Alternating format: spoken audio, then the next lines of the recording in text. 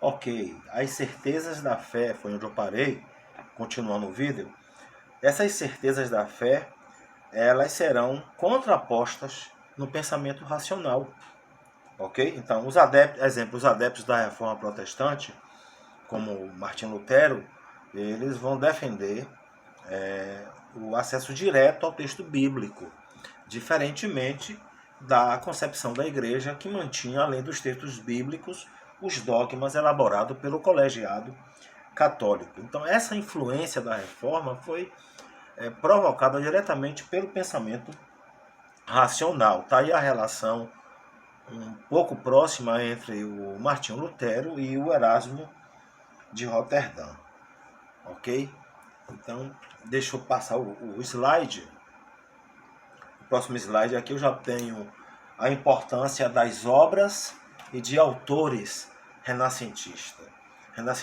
Olha, essa primeira imagem aqui, eu escolhi essas duas imagens porque elas sintetizam o que queremos entender em relação não só à história da filosofia renascentista e moderna, como da própria história desse período do renascimento cultural. A primeira imagem é o Nascimento de Vênus, que é uma obra pintada aí pelo Sandro Botticelli. A segunda imagem é a famosa Pietà, que inclusive eu tenho várias releituras da Pietà, que são bem contemporâneas, né? A Pietà do famoso Michelangelo. Qual é a importância da obra do Sandro Botticelli? Ele faz uma retratação do nascimento de Vênus. Vênus para os romanos, Afrodite para os gregos. Ele retrata o nascimento de Vênus em uma perspectiva extremamente renascentista. A representação humana, a perspectiva de cores e de imagem, tudo já remontando à construção da obra renascentista. Já o Michelangelo, eu tenho uma escultura também em uma perspectiva bastante clássica, a representação de Maria, do corpo de Jesus, com detalhes bem realizados, bem talhados. Então, essas obras, elas podem ser consideradas grandes representações do renascimento cultural. Alguns autores se fazem importantes também de entender aqui. Eu tenho o François Rebot, que foi literato francês. Ele também vai colaborar aí com uma visão de sátira da igreja e da sociedade. O Michel de Montaigne, ele foi um filósofo francês também. Na sua coletânea de texto eu tenho a experiência humana e as questões metafísicas que serão retomadas aí no início da filosofia moderna. O Thomas Mouros, que eu já citei, Thomas Mouros, né, que é o autor de Utopia, que descreve uma sociedade perfeita num país ideal, que não existe, e isso vai servir como crítica social. Eu tenho também William Shakespeare, não podemos esquecer, na Inglaterra. Foi um dramaturgo.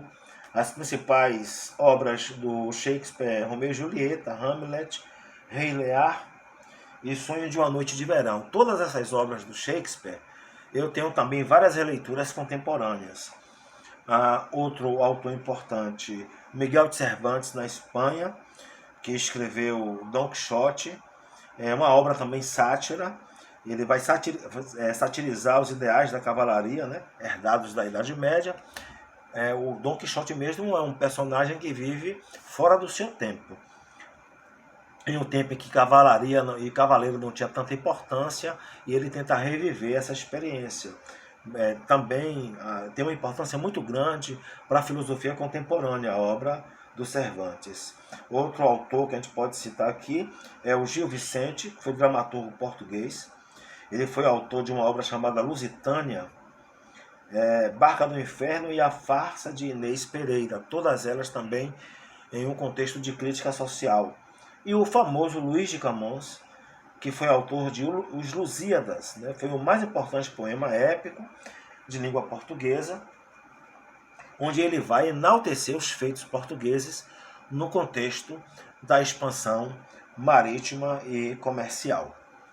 Esses autores, eles têm uma importância muito grande para o Renascimento. E outro fator importante, ainda dentro das obras e autores renascentistas, é o chamado Renascimento das Ciências, que ocorre aí nesse primeiro período do Renascimento Cultural. Nomes importantes que eu tenho aí. O Nicolau Copérnico, ele era originário da Polônia, ele vai propor a teoria heliocêntrica, defendendo que todos os planetas observáveis da Terra giravam em torno do Sol. Até então acreditava-se que o Sol que girava em torno da Terra. Isso vai ser elaborado lá no período helenístico, com Ptolomeu, que fazia parte lá daquelas escolas helenísticas, né? Segundo a própria igreja, Deus criara o homem à sua imagem e semelhança e só poderia tê-lo colocado no centro do universo. A teoria de Copérnico afrontava esse dogma. Então, se o Sol é o centro, então não é mais a Terra com a principal obra de Deus, que seria o homem. Isso vai provocar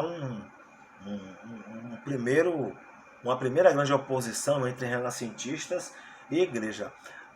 Valendo salientar que essa era uma concepção da Igreja Católica Apostólica Romana, porque são vários textos bíblicos que apontam para o Sol como centro do universo, que apontam para a questão de que a Terra é esférica, fala de astros. No livro de Jó, eu tenho uma citação de constelações importantes como Órion, a Ursa Maior, a Ursa Menor, ok?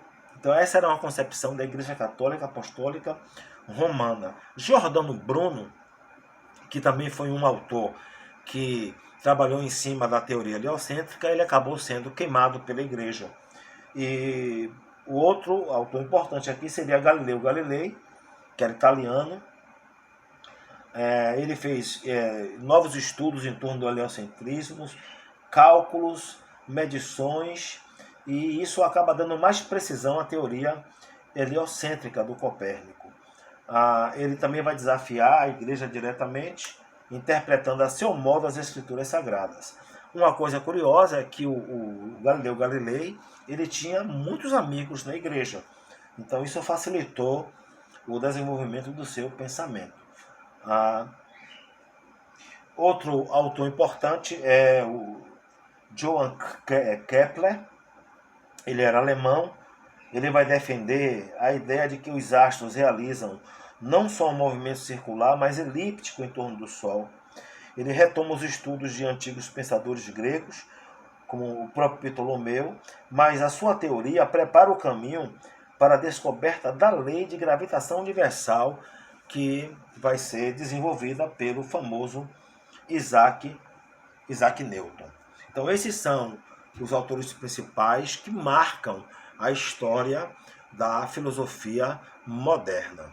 Próximo slide aqui, eu tenho as duas principais correntes da filosofia renascentista. De um lado, o racionalismo e de outro lado, o empirismo. Eu não tenho aqui uma oposição radical entre ambas as correntes, mas uma discussão um tanto dialética entre as duas correntes, né? Então, quais seriam as diferenças do racionalismo e do empirismo? Esse quadro eu tento sintetizar não só as principais ideias, tanto do racionalismo como do empirismo, como também eu faço aí uma comparação entre os dois principais autores, tanto do racionalismo como do empirismo. Então, o racionalismo, de um lado, o racionalismo, ele tem a ideia de que conhecer é dar razões. De outro lado, o empirismo, conhecer é comparar dados. De um lado, o racionalismo afirma que o mundo é racional. O real das coisas é a forma. De outro lado, o empirismo afirma que o mundo é captado pelos sentidos. Real é a matéria. De um lado, o racionalismo afirma que o modelo de conhecimento é a matemática. De outro lado, o empirismo afirma que o modelo de conhecimento é a experiência, tanto matemática, como biológica, como astronômica e etc. De um lado, o racionalismo afirma que as verdades fundamentais o são por evidência lógica. De outro lado, o empirismo afirma que as verdades fundamentais vêm pelos sentidos. De um lado, o racionalismo afirma que as ideias e verdades são inatas. De outro lado, o empirismo afirma que as ideias e verdades vêm da aprendizagem. Finalmente, de um lado, o racionalismo vai afirmar que o conhecimento existe a priori, antes de qualquer coisa, isso é bem platônico, né? E de outro lado, o empirismo afirma que o conhecimento existe a posteriori, e isso também é bem aristotélico. Perceba aí sempre a influência desses dois grandes filósofos gregos, o Platão e o Aristóteles. Os dois principais autores dessas duas correntes são, de um lado, o René Descartes, representando aí o racionalismo.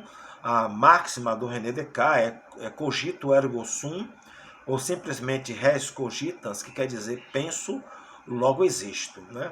Ou seja, o pensar ou o cogito é que vai provar a existência de Deus, na concepção do Descartes.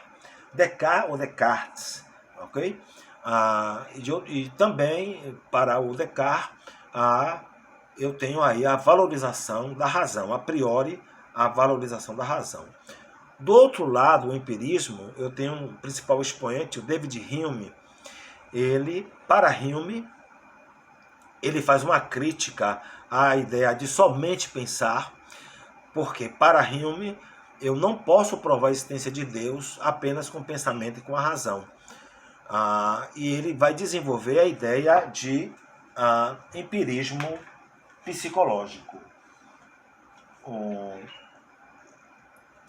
Essas duas correntes, elas serão desenvolvidas no início do período renascentista e durante o desenvolvimento da filosofia moderna, principalmente os autores empiristas, eles deixarão um legado muito importante para a construção do século XVIII em relação ao iluminismo ou ilustração, que será tema da disciplina História da Filosofia 3.